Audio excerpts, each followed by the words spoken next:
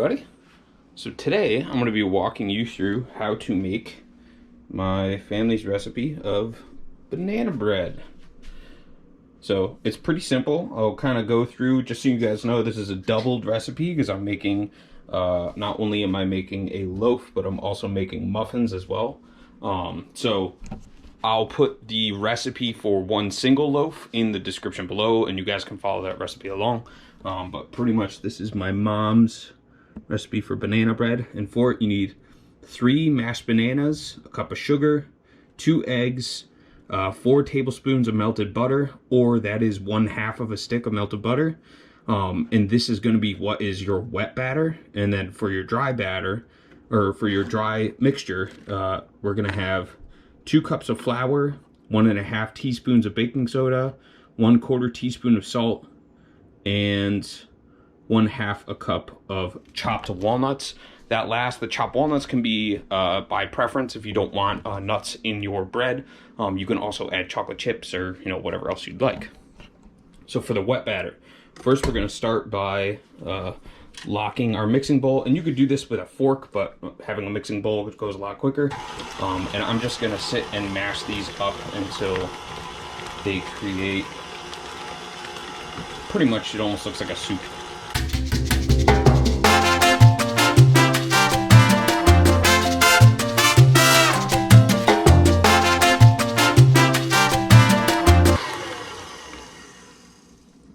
Alright, so that's pretty well stirred. Obviously, this is off. I want to unlock the top here on the side of the KitchenAid mixer and lift this up. Now, before I ever touch anything like this or anything like that, any mixtures, a bowl or anything, I always unplug it. That's just me being a little extra cautious. I had a grandma break several fingers from sticking her hand in the old KitchenAid mixer when she was making bread one day. So I obviously want to keep all these digits in the same place. Next, we're going to take the 4 tablespoons or 1/2 a stick of butter, preferably melted. This is somewhat melted, but since we're going to be creaming it together, it'll mix together fairly well.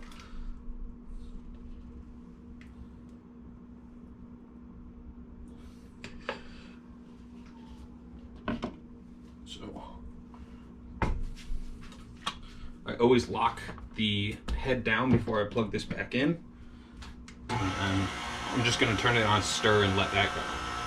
While this is stirring, I'm going to crack my, for your recipe, 2 eggs. Obviously, since I'm doubling it, I'm going to be cracking 4.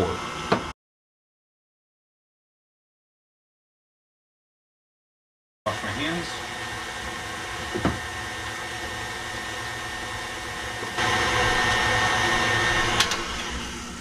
Turning this off, unlocking the head, and pulling out the plug. Now I'm going to add my 4 eggs and 1 cup of sugar, double batch, 2 cups.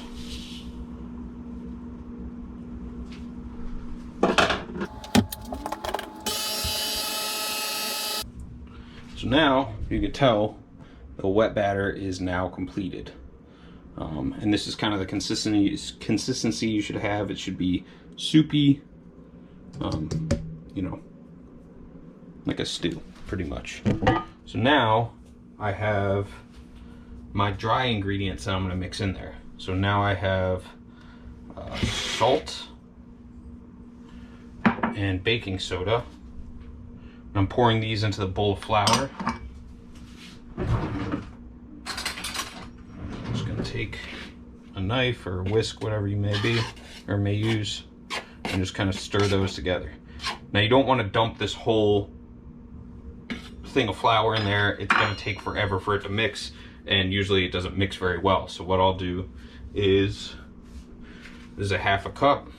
I'll take a 1/2 cup. It's okay that it's mounded, or and then put this back down and just put it on stir. If you turn it up too high,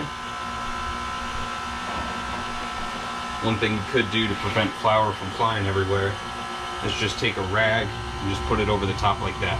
You don't want it to go into the bowl because then it could get stuck in the mixer.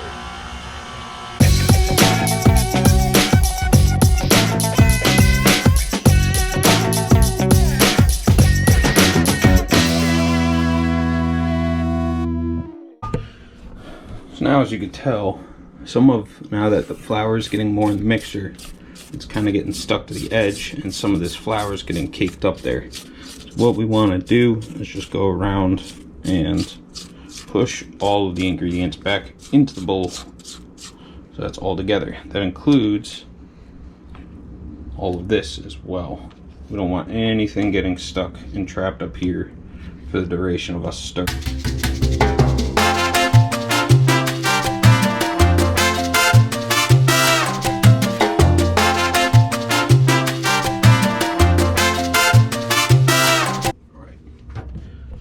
Now, if you could tell, this has a nice thick battered consistency to it.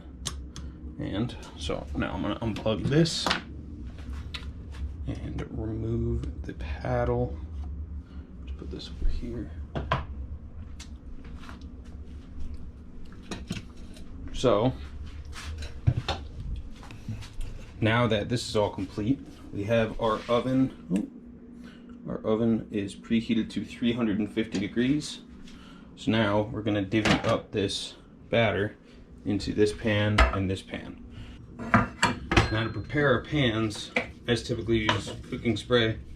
I'm going to spray each one of these as well as the bottom and the sides of the loaf pan.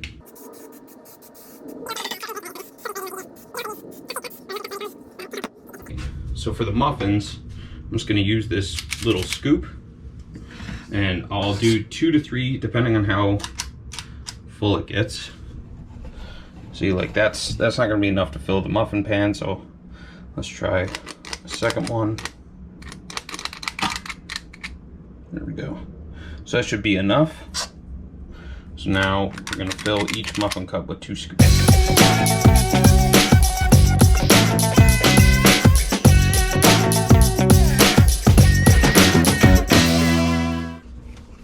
Alright, so now that the muffins are full, I'm going to take this pan, put it in the oven, and this is going to stay in for 25 to 35 minutes. I'd say probably on the lower end of that, probably 20 to 25. I know for a fact the loaf will take 35 to 45 minutes. I prefer making the banana bread loaves, but I know a lot of people prefer the convenience of a muffin. So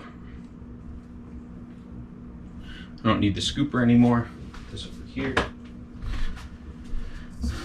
Now I'm just kind of working all the batter into this one section, so that it makes it easier to scoop in. And I'm going to fill the pan about halfway.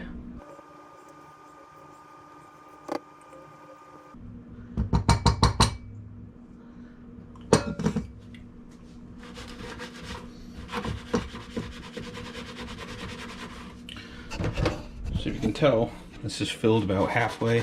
I'm just shaking it around to make sure all the gaps are filled in. So now this is going to be in for 35 to 45 minutes. Sometimes, depending on your oven, you know, electric or gas, or how hot it gets or how consistent the temperature, it can take up to an hour.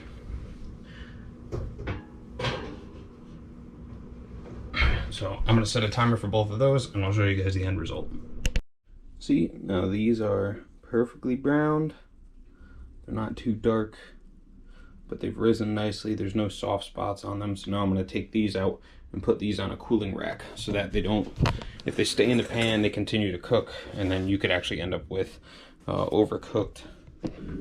Just to double check and make sure that these are fully cooked, you take a toothpick, stick it right down the middle, comes out clean. Try this one, comes out clean. So that means that these are fully cooked. I'm going to take my cooling rack, and you could take a little spatula or a knife, whatever can fit in here, and just lightly lift these up.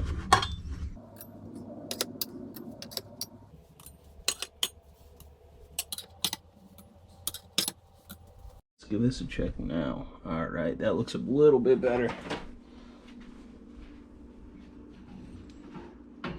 Just take this out. If you look before, that little gap in the middle is closed a little bit. Where did my toothpick go? Here it is. Clean. Clean. Clean. Perfect. So this is ready to take out of the pan. I'm gonna turn my oven off and just put it on the cooling rack. Pretty much that's all it takes. That took about 42 to 45 minutes.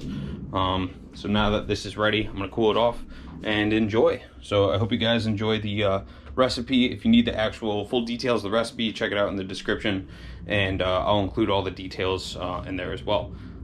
Like, subscribe. I'll see you guys next time.